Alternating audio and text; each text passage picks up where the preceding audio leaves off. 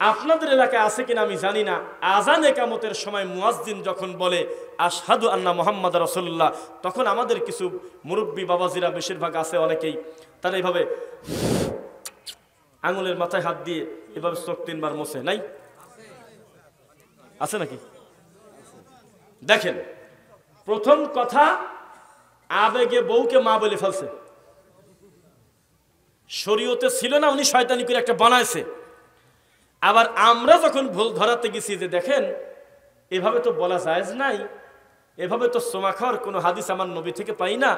পৃথিবীর সবচাইতে নবীর ভালোবাসার মানুষের নাম হলো সাহাবায়ে কেরাম। কোনো দিন আবু বকরের জীবনীতে পাইনি আমার নবীর দরুদ পড়তে গিয়ে আবেগে 1 আঙুল চুমা খাচ্ছে, আপনি 2 আঙুল চুমা খায় চোখ মোছেন কেন? তা আমার জবাব দিচ্ছে যে 2 দিনের ছেলে বেশি বোঝো। আজকালকাল নতুন নতুন হুজুর বাড়াইছে, কত ফতুয়া দিয়ে শুনবো। এই ওয়াহাবি শুনে রাখ, এই লামাযাবি শুনে রাখ, আমার আজ 60 বছর প্লাস বয়স হয়ে গেছে, এখনো আমি চশমা ছাড়া কোরআন পড়ি, শুধুমাত্র আমার সোনার নবীর নাম শুনে চুমা খায় চোখ মোছার কারণে আমার চোখের জ্যোতি বাড়িয়ে গেছে, চশমা লাগে না। কথা বোঝেন নাই? একটা হইল শয়তান আর একটা হইল খারাপ শয়তান, শুনতেছেন? একটা হলো পাগল আর একটা হলো সারা গায়ে শিকল দিয়ে থুয়ে দিয়েছে, মানে ওর পাগলামির জালে আরো ভালো মানুষ টিকতে পারে না। তখন আমি বললাম, চাচা 2টা মিনিট সময় কি হবে? মুখটা ঘুরিয়ে বলে, আচ্ছা বলো তোমার কথা কিনা শোনে। বললাম যে শোনেন, এই মুহাম্মদ সাল্লাল্লাহু আলাইহি ওয়াসাল্লামকে যে বানিয়েছে তার নাম কি? কয় যে আল্লাহ। এই জায়গা আবার ঠিকই কয়। আমি বললাম যে দুনিয়ার সবচাইতে বড় তাকবীর হলো আল্লাহু আকবার, লিল্লাহি তাকবীর। আমি ধারণা করলে পাপ হবে এমনি বলতেছি, সত্য মিথ্যা আল্লাহ ভালো জানে। আপনারা কি আমার উপর রাগ করতেছেন কিনা জানি না, মানে আওয়াজ দিচ্ছেন না কেন? লিল্লাহি তাকবীর। আল্লাহ কবুল করুক, আল্লাহুম্মা আমিন। আমি বললাম আমার রব্বুল আলামিনের নাম গেল আল্লাহু আকবার 2 বার, আশহাদু আল্লা ইলাহা ইল্লাল্লাহ 3 বার, আশহাদু আন্না মুহাম্মাদার রাসূলুল্লাহ। যদিও তারা ডবল ডবল দেয়, আমি একবার একটা বলতেছি, অন্তত 3 বার পৃথিবীর শ্রেষ্ঠ শব্দ গেল, পৃথিবীর সব কিছুর সৃষ্টিকর্তা আমার আল্লাহর নাম গেল, যেই আল্লাহ নিজে সৃষ্টি করেছে মুহাম্মদ সাল্লাল্লাহু আলাইহি ওয়াসাল্লামকে। এই আল্লাহর নাম শুনে পৃথিবীর কোনো আবেগী লোক চুমা খালো না, কিন্তু আল্লাহ যাকে মানুষ হিসেবে দুনিয়াতে পাঠিয়েছে এই নবীর নাম শুনে চুমা খাওয়া মানে গরু বিক্রি করে খেয়ার কিনা। শুনতেছেন না? এটা পণ্ডিতি বেশি হয়ে গেল না? এই পৃথিবীতে নবীকে ভালোবাসার সবচাইতে অগ্রগামী সাহাবায়ে কেরাম। নবী বলেছে, শোনো, আমার উম্মতের কাতার হবে 15টা, নাকি 20টা, 50টা, 73টা, কয়টা দল জান্নাতে যাবে? একটার বর্ণনা দিতে গিয়ে নবী শুধু নিজের কথা বলে নাই, মা আনা আলাইহি ওয়া আসহাবি, আমি এবং আমার সাহাবায়ে কেরাম যে নীতি আদর্শের উপরে আছি, এই আদর্শ যদি কেউ মেনে নেয় সে জান্নাতে যাবেই। এই সাহাবায়ে কেরাম জীবনে চুমা খায় নাই, তারপরেও তারা জান্নাতের প্রথম সিরিয়ালে থাকবে। তুমি পণ্ডিতি করতে গেলে কেন? নবীর দেওয়া আমলই তো শেষ করতে পারি না, তো তোমার বানানো মিলাদ পর্ব কবে?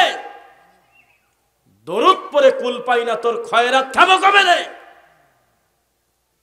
বিধবা মহিলার একটা সেলাই মেশিন কিনে দেওয়ার লোক নাই, টাকার গরম নাও তুমি। যে মহিলার স্বামী মরে গেল, মহিলা বুঝতেছে হারালোটা কি, 3টা এতিম বাচ্চা রেখে গেল, আর তুমি অসভ্য হুজুর, তুমি মৌতি খাওয়া খাবির গেলে বাড়িতে, গরু মারছে লোকটা, নিজের প্রতি জুলুম করেছে, কোনোদিন ফতোয়া দিলে না। মরা মানুষের কেন্দ্র করে যদি খাদ্য অনুষ্ঠান কেউ করে, এটা নবীর প্রতি অপবাদ দেওয়া, এটা একটা বিদআত অনুষ্ঠান, এটা একটা নোংরা কাজ, এর কারণে তার কবরে আযাব দেওয়া হয়। হুজুর বলো না, সামান্য একটু বিরানি, আরো কয়েকটা টাকা, এই নোংরামি করার কারণে এলাকা থেকে শকুন চলে গেছে, কিন্তু এই হুজুর নামক শকুন যায় নাই। মানুষ মরে গেলেই হাফিজিয়া মাদ্রাসা ছাত্র পাঠায় দিয়ে বলতেছে, একবার মুহূর্তের মধ্যে 15 মিনিটের ভিতরে 1 খতম মেরে দিয়ে, 15-20 মিনিট পরে ওই বাড়িওয়ালার কোনো একটা আত্মীয় এসে ঠিক পায়ে গেছে, 12 মিনিটে কোনোদিন 1 পারা পড়া যায় না। তাহলে এই ছেলে পেলে কি হিসাবে এই 7টা ছেলে এসে 1 ঘন্টার ভিতরে খতম দিল, বুঝলাম না। তখন ধরা পড়ে দেওয়ার ভয়তে একটা ছেলে বলতেছে, আমারে 20 পারা পড়ার কথা হুজুর কইছে। হুজুর ছেলে ফেলে নাকি 20 পারা পড়ছে আর 10 পারা কই? কয় যে আপনাকে বলতে ভুলে গেছি, আমার আগে 10 পারা পড়া ছিল।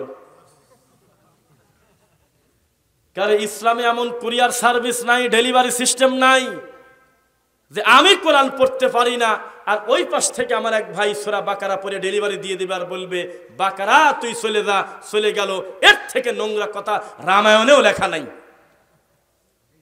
এই হুজুর মানুষ এই ধর্মকে বিকৃত করে, অথচ কোরআন বলতেছে মান করা আল কোরআন বিল হারফি ফালাহু আশরাম সালিহা, যে পড়ে সে নেকি পায় 10টা। কয়টা?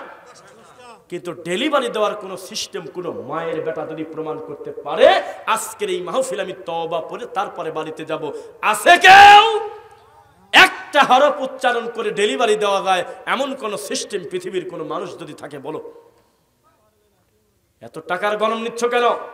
টাকার গরম থাকলে বিধবা মহিলাকে একটা সেলাই মেশিন কিনে দাও, এতিম ছেলেদের দায়িত্ব নিয়ে তাদের পরিবেশ করে দাও, একটা ফটোকপির মেশিন কিনে একটা বিএ পাস ছেলেকে একটা কর্মের ব্যবস্থা করে দাও। তুমি নেকি খুঁজে পাও না? তুমি নির্জনে একটা টিউবওয়েল করে দাও, তুমি একটা গাছ লাগিয়ে দাও মাঠের ভিতরে, তোমার কত ধরনের জনকল্যাণমূলক কাজ আছে, কিছুই খুঁজে পাও না। তুমি খয়রাত করো, মৌতিখানা খাও। আর বাঙালি এত লোভী, এত খাটাস, 2টা খানা খাওয়ার জন্য উঠে পড়ে লাগে। 1 বরযাত্রীর খানা, 2 মৌতিখানা। লজ্জা শরম বলতে কিচ্ছু নাই। নবী বলেছে পৃথিবীর যত বড় শোক থাক 3 দিনে কেটে যাবে। কয়দিন? আর স্বামী মরে গেলে 4 মাস 10 দিন। কয়দিন? তাহলে এই মহিলা বসতেছে কি হারালো রে? 4 মাস 10 দিন। তুই যদি মানুষের বাচ্চা হতি, মাঝে মধ্যে তোর বউকে দিয়ে উচিত ছিল এই বেগানা মহিলাকে যেহেতু আমি দেখতে পারবো না, এই 200 টাকা নিয়ে মহিলার কাছে দিয়ে আসো তো, দাও তো। ওর স্বামী মরে গেছে মাত্র 10 দিন আগে, তুমি দাও তো, কিছু দিয়ে আসো তো, যাতে মানুষের বাড়িতে কিছু চাইতে না যায়। 20,000 টাকা দাও তো, দাও তো দুটি গরু কিনে, আরে দাও তো একটা সেলাই মেশিন কিনে, ও মানুষের বাড়িতে যাতে ঘুরতে না হয়, ওর কাছে মানুষ এসে যাতে রোজগার করতে পারে, দাও তো একটা ব্যবস্থা করে দাও তো। এই 4 মাস 10 দিন আল্লাহ শোক পালন করতে বলছে ওর। এই মরা উপলক্ষে কত মানুষ তার বাড়িতে আসে, ওর চোখের পানি নাকের পানি এক হয়ে গেছে টেনশনে। খিচুড়ি কয়লা দিয়ে আসো তো, ওর মেহমানগুলি খায়া যাক। এটা হলে ভালো মানুষের বাচ্চার কাম। হারে ভালো মানুষ মরে গেছে রে, কেবল হুন্ডা চালা বের হলো, কেবল গাড়ি নিয়ে বের হলো, আল্লাহর ইচ্ছায় অ্যাক্সিডেন্ট হয়ে মারা গেছে। এখন এই শোক সামলাবে কিভাবে? তাড়াতাড়ি তার ছেলে পেলেকে জোর করে কিছু খাওয়াও তো, মরিয়া দামনি খাওয়াও তো, দাও তোর মাকে কিছু দাও, তোর মা উল্টে পড়ে গেল তো। 2 দিন 3 দিন প্রতিবেশী রান্না করে তার বাড়িতে নিয়ে গেলে বোঝা যেত এই নড়াইলবাসীর এই কর্মটা নবীর সুন্নাহ মোতাবেক হয়েছে। কিন্তু এমন অসভ্য, এমন পিছেট, এমন খাটাস, যেই লোকটার বাড়িতে মা মরে গেল, বাপ মরে গেল, ওকে খুশি হয়েছে। অথচ ওই লোকেরই গরু মারি একেবারে জানাজা এখনো হয়ই নাই, লাশ সামনে রেখে বলে মৌতিখানা কাল জহরের পরে। মাইয়েতের বাড়িতে বাদ জহর ঘোষণা দেয় না?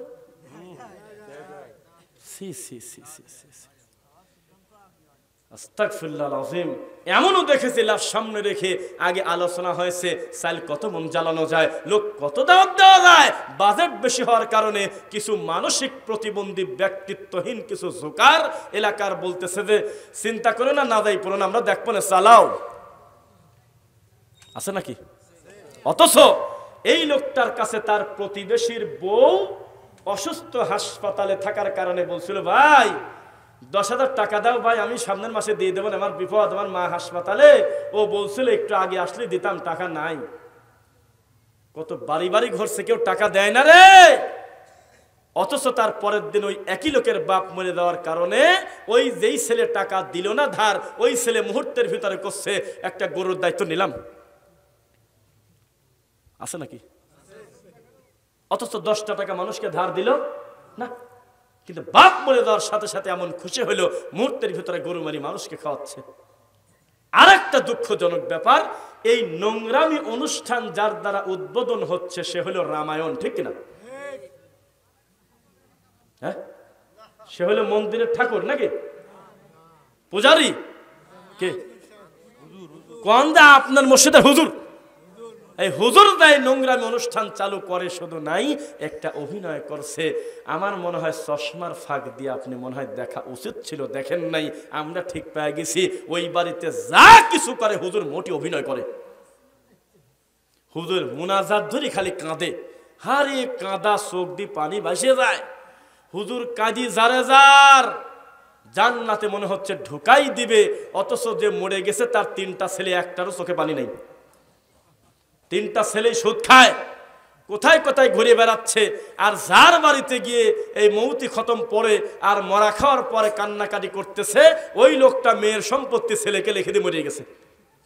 এই রকম রোগীর জন্য নোয়াখালীর ওই হুজুর নড়াইলে চাকরি করতে আসছে। 3 মাস চাকরির বয়স, তখন ওই মসজিদ কমিটির সেক্রেটারির মা মরে গেছে, বাপ মরে গেছে। ওই বাপ মরাতে হুজুর মোনাজাতে খালি কাঁদে। কার তুই কাঁদিস কি কামে? তোর তো এই 3 মাসে এলাকার রাস্তাঘাটই ভালো করে চেনার কথা না, ওই লোকের মা চিনলি কিভাবে তুই? ওই মা তো সুদ খাত, তুই কাঁদিস কি কামে? তার মানে যাতে 1000 টাকা মিলাদে ধরে দেয়, শুনতেছেন? যাতে কি করে 1000 টাকা মিলাদে ধরে দেয়। এগুলো নোংরামি, এগুলো অভিনয়। তাই একজন হুজুর বলেছিল, বিরানি থাক, গরু থাক, মিলাদ চলুক, সব যদি উঠাতে না পারেন, হুজুর মানুষের হাদিয়াটা খালি তুলে দেন। 1টা টাকা মিলাদের পরে মোনাজাতের পরে দিবেন না।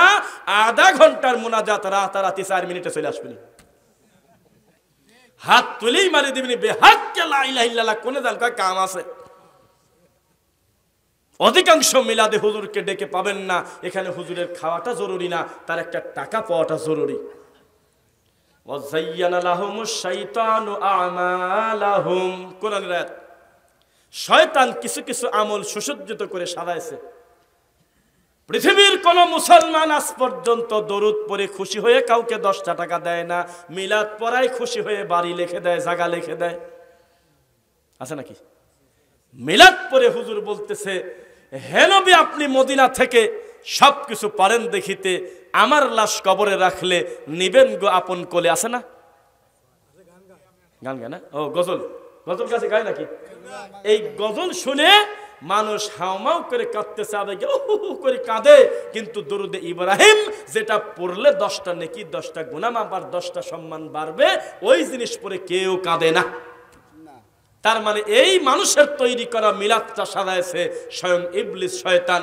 সেজন্য আতর দিয়েছে, গোলাপ জল দিয়েছে, জিলাপি দিলে খায় না, এখন আবার ডায়াবেটিসের সময় বিরিয়ানি দিচ্ছে। 200 টাকা দিলে হুজুরের খুশি পাওয়া যায় না, 1000 টাকা দিচ্ছে, খতম পড়াচ্ছে, ইমোশনাল কাজে লাগিয়েছে, অনেক কিছু দিয়ে একটা নোংরা জিনিস ইবলিস সাজিয়েছে, কিন্তু দরুদ সাজায় নেই। রাগ করছেন মনে হয়? রুকু সাজায় না ইবলিস শয়তান।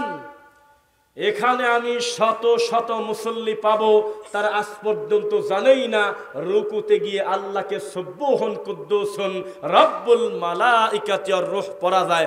মিথ্যা সত্য? অধিকাংশ মুসল্লি আপনারা জীবনে শোনেনি নাই, আমার নবী নিজে মাঝে মধ্যে রুকুতে এই দোয়া পড়তেন, কেউ জানেনি না। আমি অধিকাংশ লোকের দায়িত্ব নিয়ে বলতেছি, বেশিরভাগ আপনারা জানেন না। আমার নবী সেজদায় মাঝে মধ্যে পড়তেন ফাসাব্বিহ বিহামদি রাব্বিকা ওয়াস্তাগফির। আমার ধারণা 80-90% মানুষ আজ পর্যন্ত জানতেই পারলো না আমার নবী সেজদায় কত সুন্দর দোয়া পড়তো, ঠিক কিনা বলেন? অধিকাংশ লোক এখনো জানতে পারে নাই, আমল করে না। আল্লাহু আকবার বলে হাত বাঁধার পরে আমার নবী যখন রুকুতে যেতেন, তার রুকুটা কত সুন্দর হতো, রুকুটা কত লম্বা হতো। রুকু থেকে উঠে আমার নবী চট করে সেজদায় যেতেন না, তিনি পড়তেন রব্বানা লাকাল হামদ অথবা রব্বানা ওয়ালাকাল হামদ হামদান কাসীরান তাইয়্যিবান মুবারাকান ফি। সুন্দরভাবে দাঁড়িয়ে পড়ে তারপরে সেজদায় যেতেন। তবে 2 সেজদার মাঝখানে আরেকবার চলে যেতেন না, সুন্দর করে তিনি একটু টাইম নিয়ে তাআদিলে আরকান করতেন। এগুলো আমাদের সমাজে আছে না গেছে? আছে না গেছে? এবার আপনারা হাত তুলে বলবেন আল্লাহকে খুশি করার জন্য আমি মুরব্বিকে আর আমার চেয়ারম্যান সাহেবকে যাতে দেখাতে পারি। আমি একটা ভিডিওতে দেখাইছিলাম 3 মিনিটে জোহরের 4 রাকাত নামাজ ইমাম সাহেব শেষ করে ফেলছে। কারা কারা দেখছেন? কয়দিন আগে দিছিলাম ভিডিও, দেখছেন না? তাহলে আর সাক্ষী আর কি করবেন? 3 মিনিটে যদি 4 রাকাত সালাত শেষ করে, অথচ পৃথিবীর সবচাইতে দামি ইবাদত সালাত, আল্লাহর হকে এর থেকে বড় ইবাদত পৃথিবীতে নাই।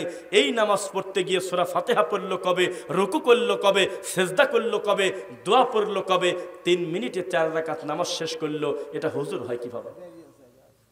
এগুলো সুন্দর করে ইবলিস সাজায় নাই।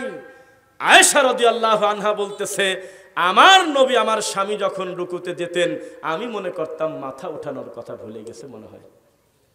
তিনি যখন সেজদায় দিতেন এত লম্বা সময় থাকতেন, আমি মনে মনে ভাবতাম সেজদা দেওয়া মনে হয় ওঠার কথা মনে নাই। আমি মাঝে মধ্যে মনে করতাম এত দীর্ঘ সময় তিনি সালাত আদায় করতেন, এত দীর্ঘ রুকু তিনি করতেন। তার সুন্দরের কথা, লা তাসআল আন হুসনিহিন্না ওয়া তুলিহিন্না, আমার নবীর নামাজের ধরনের বর্ণনা আমি দিতে পারবো না, তোমরা আমাকে জিজ্ঞাসা করো না। শুনতে পারলেন? তাহলে এই হাদিসের সাথে আমাদের সমাজে 22 মিনিটে 20 রাকাত খতম তারাবির কি সম্পর্ক? উত্তর দেন। আছে? সামনে আসতেছে রমজান, রমজানের কয়েকটা বিদাতের কথা বলে বক্তব্য শেষ করব, বলেন ইনশাআল্লাহ। শুনবেন তো নাকি রমজানের? আচ্ছা, আপনারা একটু সুর তাল দিচ্ছি না, একটু কান্নাকাটি নাই, কিছু নাই, তবু আল্লাহর এই সুন্দর প্যান্ডেলটা পূর্ণ হয়ে, জমিনটা পূর্ণ হয়ে গিয়েছে, আমরা সন্তুষ্ট। এবার আল্লাহ তুমি সন্তুষ্ট হও। লিল্লাহি তাকবীর, আলহামদুলিল্লাহ। সালাত পৃথিবীর সবচেয়ে দামি ইবাদত। আর সবচাইতে একটা ছেলে বলেন তো দুনিয়ার জীবনে কোন টাইমে বেশি কষ্ট পায়?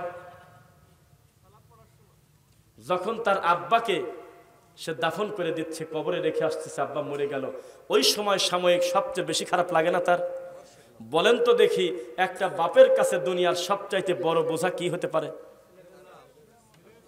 ছেলের লাশটার খাটিয়া কাঁধে করে নিয়ে বাপ টেনে নিয়ে যাচ্ছে, এটা কি ছোট বোঝা না বড় বোঝা? হায় রে কপাল, এত বড় বোঝা কাঁধে নিয়ে চলে গেল, অথচ এই লোকটার জীবনের শেষ সালাতে সূরা ফাতিহা জুটল না কপালে। এর থেকে নোংরামি ধর্মের নামে আর কি হতে পারে? অথচ সূরা ফাতিহা মানেই সালাত, লা সালাতা, সালাতই নাই সূরা ফাতিহা ছাড়া, লিমান লাম ইয়াকরা বিফাতিহাতিল কিতাব। এই সূরা ফাতিহা হুজুর পড়ে না, আমরা যখন পড়তে বলি হুজুর বলে এটা তো নামাজ না, এটা হলো দোয়া। এটা কি বলছে না? এই কথা বলছে? হ্যাঁ, জবাব দেয়, শোনেন। ওরা বলতেছে এটা নামাজ না, এটা দোয়া। এটা কি? এটা দোয়া।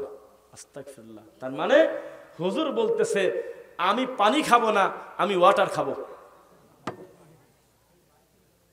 আবার এক গ্লাস পানি নিয়ে এসে বলতেছেন ওয়াটার খান, হুজুর বলতেছে সরাও, আমি জল খাবো। মনে যদি শয়তানি থাকে একই জিনিসের 3-4টা নাম দেওয়া যায়। অথচ হুজুর জানে না পৃথিবীর সবচাইতে সালাতের প্রসিদ্ধ অর্থই হলো দোয়া। সালাত নিজেই দোয়া, সুবহানাল্লাহ পড়েন না? আরে কানা হুজুর বলতেছে জানাজাটা নামাজ না, ওটা হলো দোয়া। এই শয়তানি কাকে বলে দেখছেন? এক, কেন কয়দের রুকু কই, সেজদা কই? হুজুর মানুষ বলতেছে, বলে 20 বছর পরছে, বলে কি খুঁজছে বলেন তো, কি খুঁজছে বলেন না? রুকু। কি খুঁজতেছে? সেজদা। তা আমি বললাম যে কত বড় কপাল খারাপ তোমার, এই সালাতটা যিনি শিক্ষা দিয়েছে তিনি হলো মুহাম্মদ রাসূলুল্লাহ সাল্লাল্লাহু আলাইহি ওয়াসাল্লাম। এই সালাতটা যিনি দিয়েছেন তিনি কে? আল্লাহ। তাহলে উনি রুকু দেয় নাই তাই রুকু নাই, সে সেজদা দেয় নাই তাই নাই, এ পাগল নাই, সে খোদা কি কামে? লা আজান, আজান নাই, ওয়ালা নেদা, ডাকাডাকি নাই, ওয়ালা ইকামা, একামত নাই, তারপরেও ঈদের সালাত সালাত, তারপরেও জানাজার সালাত সালাত। ঠিক কিনা বলেন? কয় রুকু নাই, রুকু নাই তো আমি কি করবো? নামাজকে আমি বানাইছি নাকি? সেজদা নাই তো আমি কি করবো? এই নামাজটার ধরনই এইরকম, বুঝতেছেন নাকি? তোমার মতো 2 ধরনের সালাত আমরা পড়ি না। তুমি তারাবির সালাতে পড়ো আলহামদুলিল্লাহ মালিক, পড়াও পাপ। আর একই লোক এশার নামাজে পড়তেছে আলহামদুলিল্লাহি রাব্বিল আলামিন আর রহমানির রহিম, বেতরের নামাজেও পড়তেছে আলহামদুলিল্লাহি রাব্বিল আলামিন আর রহমানির রহিম, আর তারাবির সময় ওর মাথার পর মরা ঠাটা পড়ে। ইবলিস যদি চোখে পেশাব করে না দেয় তো 20 মিনিট 25 মিনিটে 20 রাকাত তারাবি পড়লো কিভাবে? অথচ ওটাও তো সালাত। ওই কথা ভুলে যেতে হবে। যারা বলেছে ফরজ হলো আল্লাহর নামাজ, সুন্নাত হলো নবীর নামাজ, আছে কি সমাজ এমন কথা? আছে? কয় কি আপনার এলাকায় আছে? এই ব্যাপারে একটা জাল হাদিস বলে, লোকটা মরে গেছে, তার নামের পরে ছিল বৈরাগী, মরে গেছে, কোথায় চলে গেছে জানি না, তবে যে আকীদার উপরে সে প্রতিষ্ঠিত ছিল, তারপরে লিটন দেওয়ান চিশতির আংটি বেছে মরে গেছে, এ কোথায় গেছে আল্লাহ ভালো জানে, তবে আমরা খুব ভালো আশা করি না। সেই লোকটা মরার আগে বলে গেছে, একটা লোক তার পীরের মুরিদ হতে গেছে, আগেই মাথা নাড়াচ্ছেন, আমি জানি এই ধরনের কথা সব পীরই বলে থাকে। পীর সাহেব বলেছে, আমি যেটা বলবো তোমরা কি সেটা মেনে নেবে? তো বলে, আব্বা হুজুর, সে কারণেই তো আপনাকে আমি আপনার কাছে বসে, মাশাআল্লাহ, আপনার মুরিদ হয়েছি, যা বলবেন তাই শুনবো, আমি তো বুঝে শুনে এসেছি। শুনতেছেন কথা বোঝা যাচ্ছে? আলহামদুলিল্লাহ পড়েন।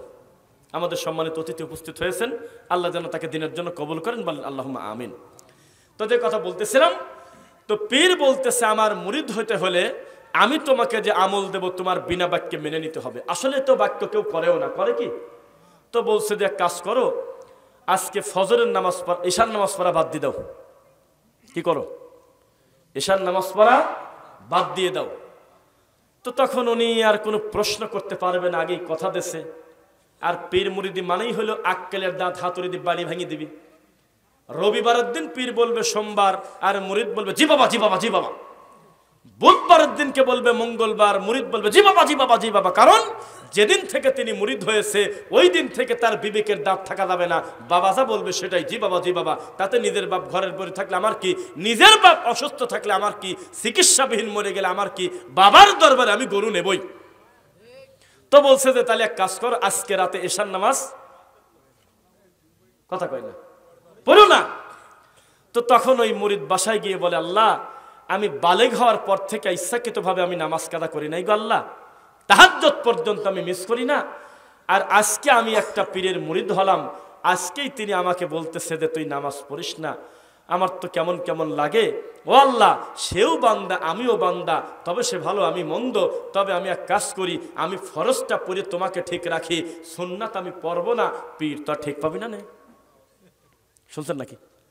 এরকম কিন্তু অনেক সময় আমরা হয় কি, ওই আমি আর আমার সফর সঙ্গী ভাই আমরা আলোচনা করতেছি, আমার বাসা থেকে বলতেছে একটা ওষুধ খেতে হবে, রাত 1টার সময় ফোন করে মনে করাই দিতে হবে। মাহফিল তো এই সমস্ত টাইমে হয়, 1টার সময় একটা ওষুধ খেতে হবে। শুনতেছেন কথা?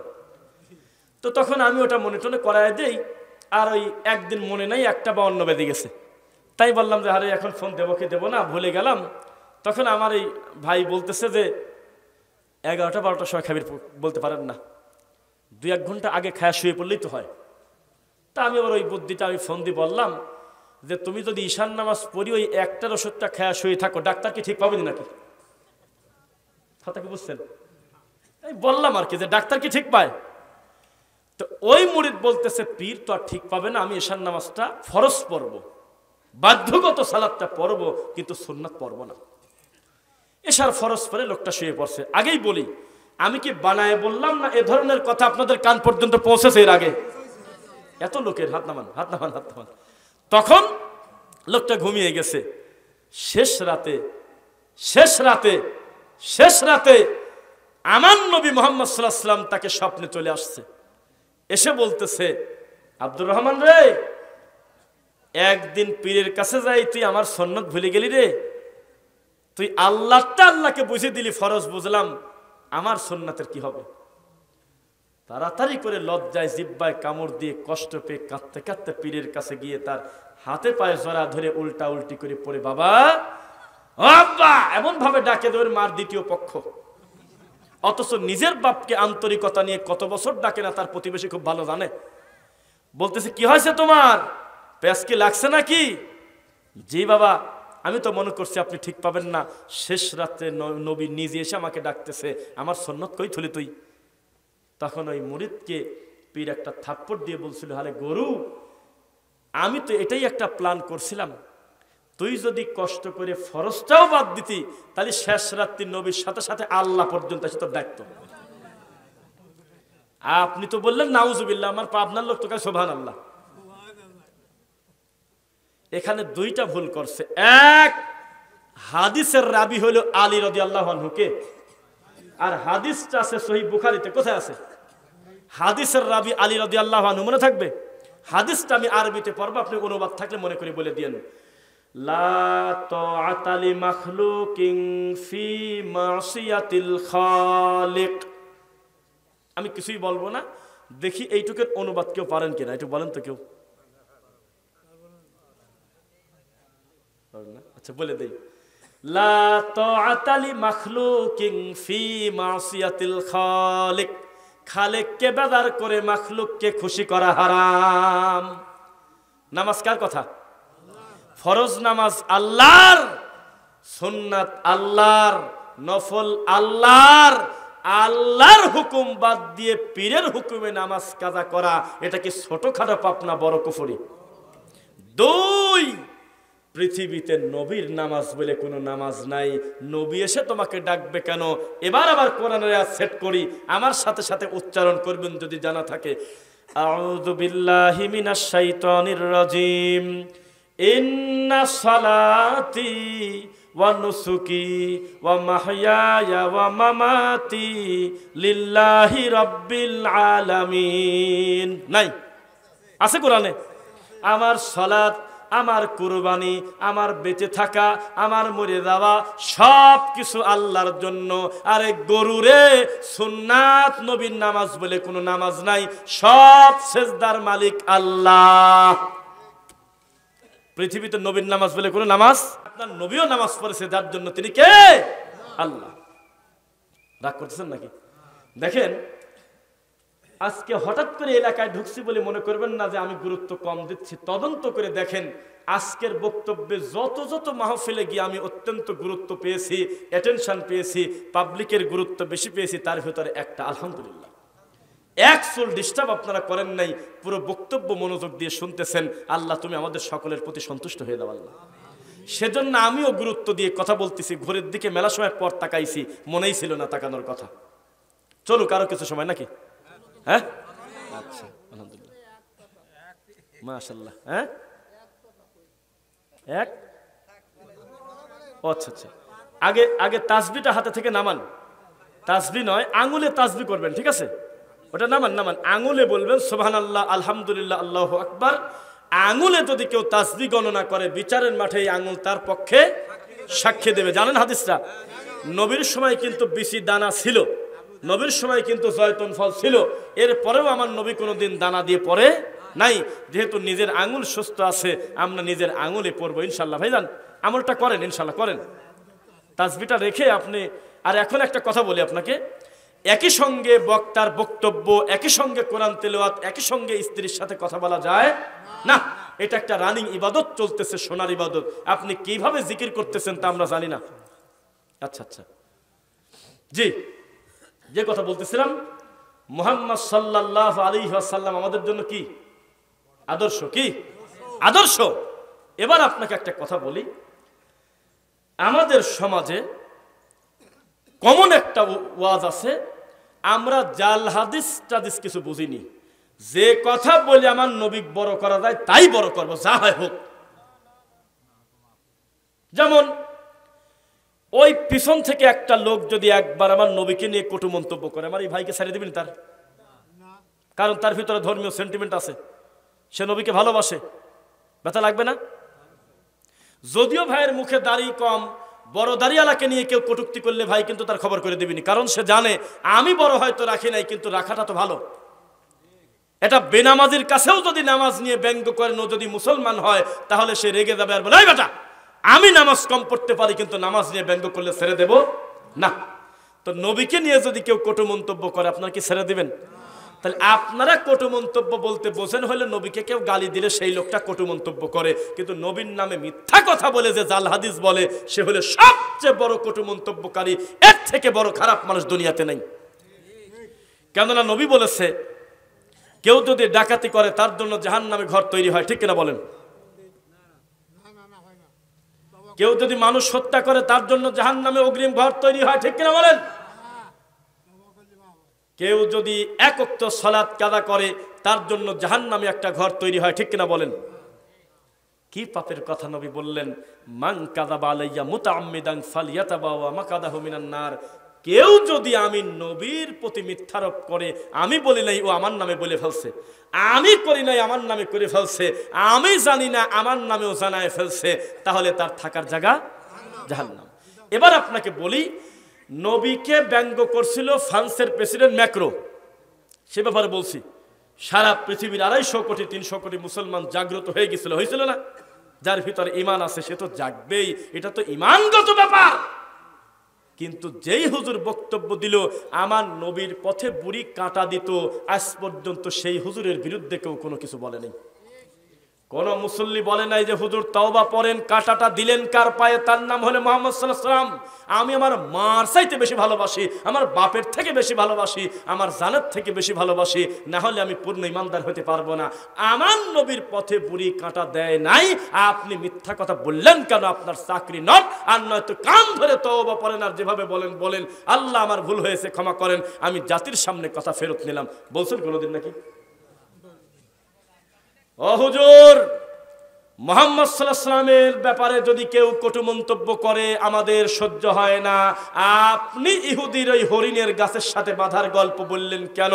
আমার নবীর সাথে হরিণ বাঁধার গল্পের কোনো সম্পর্ক নাই। আপনি কেন বললেন? আপনি তওবা পড়েন, না হলে আমরা চেয়ারম্যানের মাধ্যমে আপনাকে থানায় পাঠাবো, আপনার জরিমানা হবে। আপনি হাতটা দিলেন কার কাছে? আপনি দড়ি দিয়ে বাঁধলেন কাকে? তিনি হলে আমার কলিজার টুকরা মুহাম্মদ সাল্লাল্লাহু আলাইহি ওয়াসাল্লাম। শুনতেছেন নাকি? মাঝে মধ্যে তাকায় দেখতেছি আপনাদের প্রতিক্রিয়াটা কেমন, মনে হচ্ছে মনোযোগ দিয়ে শুনতেছেন কি? মানে আপনার বাপের ব্যাপারে একটা লোক মিথ্যা কথা বলতেছে, খারাপ লাগবে?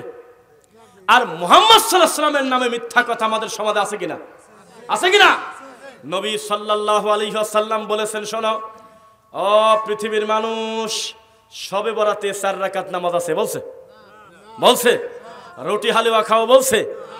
নবীর নামে শবে বরাতের একটা রুটি হালুয়া খেয়ে কেউ যদি একদিনও বিশ্বাস করে আর তওবা না করে, আমার নবীর দাঁত ভেঙে গেছিল জন্য আমি রুটি হালুয়া খালাম, বিনা তওবায় মারা গেলে তার পরিস্থিতি খুবই জটিল।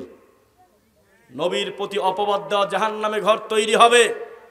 রুটি খাও, হালুয়া খাও, পেয়ারা খাও, নারকেল খাও, যা খুশি হালাল খাদ্য খাও, এটা কোনো হারাম কিছু না। রুটি হালুয়া একজন খেতেই পারে, কিন্তু নবীর দাঁত ভাঙে গেল সেজন্য নবী খাইছে, এত বড় কুকথা তুমি নবীর প্রতি দিলা কিভাবে? নবী জানতেন না শবে বরাতের রাতে কত রাকাত নামাজ পড়তে হয়? হুজুর একটা জাল হাদিস বানিয়েছে। কালকেও শুনলাম একটা বড় মাপের হুজুর বলতেছে বেদাত তো বড় মাপের লোকেরই পাপ। কি বলতেছে? নবী নাকি বলেছে সুমু ইয়াউমাহা সুমু নাহারাহা ওয়া কুমু লাইলাহা, দিনে তোমরা সিয়াম পালন করো, রাতে তোমরা নফল পড়ো। তাই তো আমাদের দেশের লোক কারণ ছাড়াই 80 রাকাত নামাজ মেরে দিয়েছে, 100 রাকাত পরে, অথচ এর কোনো ভিত্তি শরীয়তে নাই। পৃথিবীতে শবে বরাত পালনের একটা সহি হাদিস নাই, আল্লাহর কসম নাই। একটা হাদিসের ব্যাপারে মুহাদ্দিসরা বলছে, অধিকাংশ বলছে জয়ীফ, মানে দুর্বল, বাতিল, চলে না। আর কেউ কেউ বলেছে না, হাসান পর্যায়ের একটা হাদিস আছে, সহি না, তবে এটা গ্রহণযোগ্য। ওই হাদিসে বলা, নেসফে শাবান 14 দিবাগত 15 রাতে আল্লাহ বিশেষ একটা নজর পৃথিবীতে দেন। আল্লাহ 2 ধরনের পাপী ছাড়া পৃথিবীর সব মানুষকে ক্ষমা করে দেয়। এক, মুশরিক, যে আল্লাহর সাথে শিরক করে, যে তাবিজ কবদের পূজা করে, খানকা পূজা করে, মাজারে দান করে, মানুষের কাছে সহযোগিতায় পীর ফকির নিয়ে থাকে, এই মুশরিক বাদে। আর আরেকটা হলো মুশাহিন। মুশাহিনের 2টা অর্থ, এক হলো বিদাতি, আর 2 হলো অন্তরে বিদ্বেষ পোষণকারী, হিংসা পোষণকারী। এই শ্রেণী ছাড়া আল্লাহ যাকে খুশি ক্ষমা করে দেয়। এটা হলো বিনা পরিশ্রমের ইবাদত, এটা হলো আল্লাহর পক্ষ থেকে বোনাস। এটা হলো রমজানের ঈদে, কুরবানির ঈদে অতিরিক্ত একটা বোনাস। ডিউটি বেশি করা লাগে না, রানিং চাকরি করার কারণে বছরে অতিরিক্ত বোনাস এমনিই পায়। রাগ করতেছেন মনে হয়? অথচ মানুষ নবীর প্রতি মিথ্যারোপ করে। রমজানের ক্যালেন্ডারের প্রতি রোজার নিয়ত লেখা, কোরআন হাদিস তো বহু দূরের কথা, রামায়ণেও এমন মিথ্যা কথা নাই যে আগামীকালকে কথা বলতেছে, অথচ ঘটনা আজকে। বলেন তো দেখি, আজকে মাহফিল হচ্ছে, আজকে কি বার?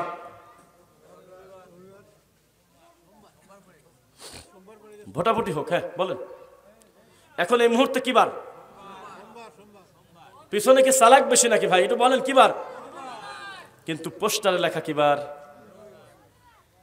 পাপ হচ্ছে সেটা বলি না, এটা ইবাদতের কিছু না, এটা জাগতিক হিসাব। ইংলিশ সিস্টেমে রাত 12টার পরে দিন পরিবর্তন হয়, টাইম পরিবর্তন হয়, ডে চেঞ্জ হয়, কিন্তু শরিয়া ভিত্তিক ইসলামী নিয়মে মাগরিবের আযানের সাথে সাথে দিনটা পরিবর্তন হয়ে গেছে। তাই তো পীর মুরিদের জিকিরের খানকায় বলে বৃহস্পতিবারের দিন গত শুক্রবারের রাতে জিকির বলে না? বলে না? তাহলে আজকে কি বার? সোমবার। পোস্টারে লেখা কি বার? রবিবার। তো হুজুর বলতেছে নাওয়াইতুয়ান আসুমা গদা, গাধা মাধাও লেখা থাকে, আমি নিয়ত করতেছি আগামী কালকের রোজা, অথচ গতকাল থেকে দিন পরিবর্তন হয়ে গেছে, এখন সাহারি করতেছে, এটা আগামীকাল কি করে হয়? আস্তাগফিরুল্লাহ। হুজুর বলতেছে সারাদিন পারলে আর 3 মিনিট পরে কি ইফতার করতে পারলা না, রোজাটাই মারি দিল। নাউযুবিল্লাহ। নবী বলেছে যতদিন আমার উম্মত সময় মতো তাড়াহুড়া করে ইফতার করবে টাইম হওয়ার সাথে সাথে, ততদিন তারা কল্যাণের উপর থাকবে। সুবহানাল্লাহ। কে জবাব দেবে? মিনিটে মিনিটে নবীর প্রতি অপবাদ দিচ্ছে। রমজানের ক্যালেন্ডারে জাল হাদিস লেখা, রহমতের 10 দিন, মাগফিরাতের 10 দিন, নাজাতের 10 দিন। আমার নবী এই ভাগ বন্টন করে নাই, গোটা 30টা দিনই রহমতের মাস, মাগফিরাতের মাস, নাজাতের মাস। কে তোমাকে ভাগ করার অনুমতি দিল? আমার নবী বলেছে আমার প্রতি কোরআন নাজিল হয়েছে, তবে একটা জিনিস আমার আল্লাহ আমার কাছ থেকে গোপন রেখেছে, সেটা হলো লাইলাতুল কদর হয় কোন টাইমে। আমি নবী জানি না, তবে এটা আমাকে জানানো হয়েছে, সেটা হলো শেষ দশকে।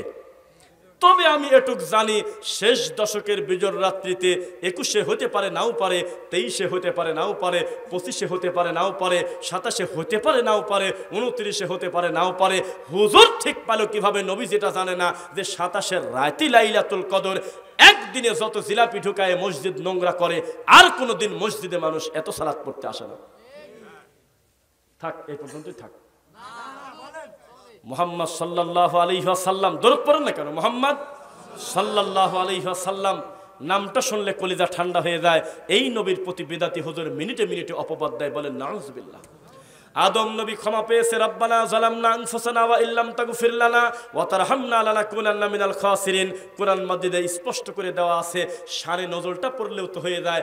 যখন তাকে জান্নাত থেকে বের করে দেওয়া হয়, তখন তিনি এই কথা বলে, এই আয়াত পড়ে আল্লাহকে শোনানোর কারণে আল্লাহ তাকে ক্ষমা করে দেয়। আর কানা মুফতি বলতেছে, একবার 60 বছর কাঁদে, আল্লাহ শোনে না, 80 বছর কাঁদে, আল্লাহ শোনে না, 90 বছর কাঁদে, আল্লাহ শোনে না, 1000 বছর কাঁদে, আল্লাহ শোনে না, চোখের নিচে কালো দাগ পড়ে গেল, পরিস্থিতি বড় জটিল, কোনোভাবেই যখন ক্ষমা করে না, তখন নাকি একদিন হঠাৎ করে মনে পড়ল, আল্লাহ আমাকে তুমি যখন জান্নাতে রেখেছিলে, আমি জান্নাতের চৌকাটে, আমি জান্নাতের দরজার উপরে লেখা দেখেছিলাম লা ইলাহা ইল্লাল্লাহ মুহাম্মাদুর রাসূলুল্লাহ। তো আমার মনে হচ্ছে তোমার নামের সাথে যেহেতু নামটা ছিল, এই নামটা মনে হয় খুব বরকতের নাম, আমি ওসিলা দিলাম, ওই নামের ওসিলায় তুমি আমাকে ক্ষমা করে দাও। তখন নাকি আল্লাহ বলল, এখন তো ক্ষমা না করে আমার উপায় নেই।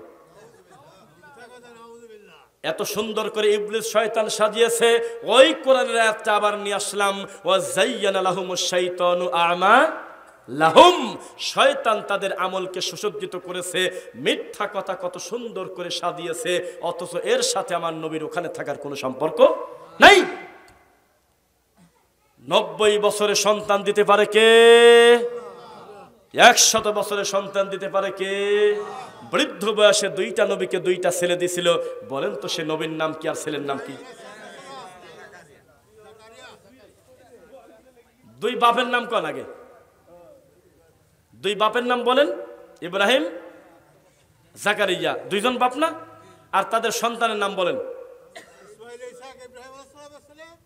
আর ইয়াহইয়া, মনে বাস, মাশাআল্লাহ। আয়াতটা পড়ি তাহলে মনে করেন। আউযু বিল্লাহি মিনাশ শাইতানির রাজিম। ইয়া জাকারিয়া ইন্না নুবাশশিরুকা বিগুলামিন ইসমুহু ইয়াহইয়া। জাকারিয়া, তোমাকে একটা পুত্র সন্তানের খবর দিচ্ছি, তোমার ছেলের নাম হবে ইয়াহইয়া। আল্লাহ দিবেন ঠিক আছে, কিন্তু আমার বয়স তো প্রায় 100 হয়ে গেল। সবাই জানে আমার স্ত্রী বন্ধা, তার কোনো বাচ্চা হওয়ার কথা না। বন্ধা বোঝেন নাকি? আমার স্ত্রীর তো বাচ্চা হবে না। তখন আল্লাহ বলল, ইব্রাহিম, জাকারিয়া তুমিও তো একদিন ছিলে না, আমি তোমাকে বানাইছি। সুবহানাল্লাহ পড়েন। আমার জন্য এটা কিছুই না, কারণ আমি আল্লাহ। লাম নাজআল্লাহু মিন ক্বাবলু সামিয়া। আর একটা সুসংবাদ নাও, আমি আল্লাহ নিজে কারোর নাম জীবনে কোনোদিন ইয়াহিয়া রাখি নাই, আজকেই তোমার সওয়ালের জন্য প্রথম। এই নবীর নামে একটা জাল হাদিস আছে, বলি। এই নবী দাওয়াতি কাজ করতেছে, আর পিছনে তার কাফেররা বা অমুসলিম যারা তার কথায় দাওয়াত দেয় নাই, এলাকাবাসী, তারা তাকে মারার জন্য ধাওয়া করেছে। ধাওয়া খেয়ে তিনি জঙ্গলে চলে গেলেন, বড় বড় গাছ। হঠাৎ তিনি বললেন, হে গাছ, তুমি আমাকে সাহায্য করো। তখন গাছটা দুই ভাগ হয়ে গেল। শুনছেন কথা? শুনছেন? গাছটা দুই ভাগ হওয়ার পর গাছের ভিতরে নবী চলে গেল, গাছটা আবার আটকে গেল। তবে গাছের ভিতরে যাওয়ার পরেও ওই নবীর চাদরের একটা কোনা বাড়া ছিল। কাফেররা এইটা দেখে করার দিক গাছও ফারছে, নবীকেও ফেলে দিয়েছে। একটা শ্রোতার পায়ে জুতা যদি থাকতো, একটা মানুষের বাচ্চা শ্রোতা যদি থাকতো, হুজুরকে বলতো, এখন বলেন যে আল্লাহ, আমি ভুল করে তোমার নবীর প্রতি একটা মিথ্যা কথা বলে ফেলছি, আমাকে তুমি ক্ষমা করো আল্লাহ, তাহলে আমরা বেঁচে দেবো, কিচ্ছু হবে না, মানুষের ভুল হতে পারে। আর যদি না হয় পিটিয়ে চামড়া তুলে দেবো। তাহলে ওই হুজুর জীবনে এই এলাকায় শয়তানি করতে আসতোই না। আরো 20টা হুজুরে ফোন করে বলতো, যেখানে যাস যাস, এই নড়াইলে লোহাগাড়াতে এই হবে, খালি ঢুকিস না। ওরা হলো বেদাতি, হুজুরকে দেখলে জাল হাদিস বললে মন সেই ধরি মারে। আপনি কারণ ছাড়া সুবহানাল্লাহ বলেন, কারণ ছাড়া নারায়ে তাকবীর দেন, কারণ ছাড়া হলো ইমোশন দেখানোর কারণে আজকে এই জর্দা দিয়ে পান খাওয়া হুজুর, তাবিজের ব্যাপারী হুজুর, আর এই কুলখানি খাওয়া হুজুরের সংখ্যা এত বেশি। আপনি আল্লাহকে ভয় পেতেন, তাহলে এই পরিস্থিতি হতো না। একদিনের ফসল না, মুখ দিয়ে যা বলতেছে সবই জাল হাদিস বলতেছে। বলেন নাউযুবিল্লাহ। আল্লাহ আমাদের সকলকে ক্ষমা করুন, আল্লাহুম্মা আমিন। প্রায় 1.5 ঘন্টা, না বেশি। আমার যত বেশি বক্তব্য আপনি যত বেশি বক্তব্য অনলাইনে দেখবেন, 1 ঘন্টা 2 মিনিট 3 মিনিট 57 মিনিট 58 মিনিট এই ধরনের। আর যারা ওই যে কানে হাত দিয়ে ওরে বাবা কি হয়েছে কয় জানিনি, কারণ ছাড়া খালি হু হু করে কাঁদে, 2.5 ঘন্টা করে বক্তব্য দিচ্ছে, কমিটি শেষ পর্যন্ত কয় শেষ করে দেন। তখন এই পাগল বলতেছে, আগামীবার আসি আব্দুল কাদের জিলানীর বাপের বড়ই ঘর গল্প শেষ করবো। কেন আব্দুল কাদেরের বাপ নারকেল পেয়ারা খালি আমার কি? এটা কি শরীয়তের হালাল হারামের কিছু? এটা কি ইবাদতের কিছু? যেটা দেওয়া আছে সেটা তুমি করো না, কোরআন তুমি পড়ো না, হাদিস তুমি পড়ো না, আর মানুষের বানানো কিচ্ছা নিয়ে এসে হাজার হাজার মানুষের সামনে বসো, আর 50,000 টাকা নেয় আগে আর 30,000 টাকা নেয় পরে। মিথ্যা বললাম নাকি? এই হলো আমাদের দেশের অবস্থা। তো ভালো কথা, কোরআন সুন্নাহর কথা 1.5 ঘন্টা 2 ঘন্টা 15 ঘন্টা হয়ে গেছে, 1.5 ঘন্টা প্লাস। এতটুকুনি থাক, বাড়িতে যাওয়ার সময় কিছু শিক্ষা নিয়ে যান। অনেক বেশি ভালো, অনেক কথা শুনে ফেললে গোলায় ফেলবেন, মনে করার কথা থাকবে না, আমল করার কথা থাকবে না। মনে থাকবে কথা? এখানে একটা জিনিস ভালো লেগেছে, এশার সালাতের পরে আল্লাহ আমার হাত দিয়ে 2টা হাফেজ ছেলেকে পাগড়ি দেওয়া হয়েছে, আলহামদুলিল্লাহ। মূল কাজ কিন্তু ওইটাই। এই মাদ্রাসার জন্য সবচেয়ে দামি কাজ ছিল কি? 2টা ছেলে কোরআনে হাফেজ হয়েছে, বলেন আলহামদুলিল্লাহ। এই 2টা ছেলে হাফেজ হয়েছে, আমরা তাদের জন্য দোয়া করি, আল্লাহ এই 2টা ছেলেকে তুমি এদেশের সবচাইতে বড় বড় বিদ্বান হিসেবে তুমি কবুল করো, যারা মুখে কলমে মিডিয়ায় এদেশে বেদাত এবং শিরিকের বিরুদ্ধে লড়াই করবে, কোরআন এবং হাদিস দিয়ে, কোনো অস্ত্র দিয়ে না, বলেন ইনশাআল্লাহ। আল্লাহ, আমরা যারা বক্তব্য শুনতে এসেছি, টাকা দিয়ে, বুদ্ধি দিয়ে, শ্রম দিয়ে, মেধা দিয়ে, সময় দিয়ে, জায়গা দিয়ে, যেভাবে দায়িত্ব পালন করেছে সকলকে তুমি কবুল করো। আজকে বক্তব্য দিতে গিয়ে মানুষ হয়ে মানুষের কৃতজ্ঞতা স্বীকার করতে হয়। চেয়ারম্যান সাহেবকে পাইছিলাম, উনিও আমার রানিং বক্তব্য ঠেকায় দিয়ে 2 মিনিট বক্তব্য দিয়ে মাহফিল নষ্ট করে নাই, আদবের সাথে কত সুন্দর পুরো বক্তব্য শুনলো প্রায়। আবার পরে এসে যে মেহমান আমার পাশে বসেছেন, উনিও কোনো নিঃশ্বাসের শব্দ পর্যন্ত জোরে করে নাই, বাচ্চা মানুষের মতো বিনয়ী হয়ে, একজন শ্রোতা হয়ে আমার পুরো বক্তব্য তিনি দীর্ঘতিতে শুনলেন। আল্লাহ আমার ভাইকে তুমি দিনের জন্য কবুল করো। আল্লাহ সুবহানাহু ওয়া তাআলা এলাকাবাসীর জন্য তুমি আজকের এই